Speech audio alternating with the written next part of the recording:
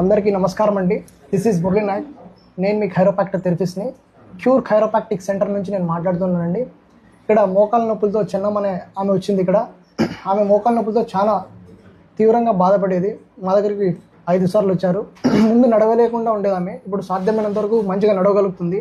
మేము ancient holistic therapies ద్వారా treatment చేస్తామండి. ఎటువంటి మెడిసిన్స్ ప్రొవైడ్ చేయము.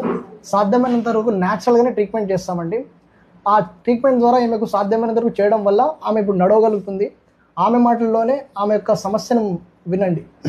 అందరికీ నమస్కారం సార్. నాకు ఇటుకొచ్చినాక నొప్పులు తగ్గినాయి సార్. నాకు ఆపరేషన్ చేయాలన్నా కూడా నేను భయపడి పాకకుండా నా కొడుకు అడిగి ఇక్కడ బాగా చూస్తారంటే వచ్చినాం సార్. ఇటుకొచ్చినాక కొంత బాగానే ఉంది సార్. నాకు ఇబ్బంది ఏం లేదు. బాగా నడుస్తాండా.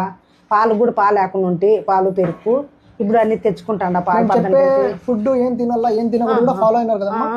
ఓకే, ఓన్లీ మేము ట్రీట్మెంట్ చేయడం వల్ల మీరు బాగా కాలేదు. మేమేం తినాలా ఏం తినకూడదు ఫుడ్ డైట్. చింతపండు వేసుకోవద్దంటే చింతపండు వేసుకోలేదు సార్. నేను ఇంకా ఇది జొన్న రొట్టి తినద్దంటే తినలే, ఆయిల్ తినద్దంటే తినలే, చికెన్ తినద్దంటే చికెన్ జోలే వాళ్ళు నేను సార్. నేను ఏమి చెప్పిన పత్యాలు కూడా బాగుండదు సార్. నేను తినకోకుండా నాకు నొప్పులు తగ్గితే చాలని ఉండదు సార్. నేను అందుకు నాకు కొంచెం బాగానే ఉంది సార్. నాకు చాలా ఇబ్బంది ఏం లేదు. అప్పుడు అంత ఇబ్బంది లేదు.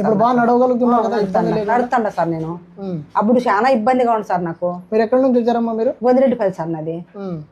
ఇప్పుడు సాధ్యమైన ఈ పనులు మీరు చేసుకుంటాండా సార్. నా పనులు నేను చేసుకుంటాండా. వంట కూడా చేసుకొని తింటాండా ఇంట్లో.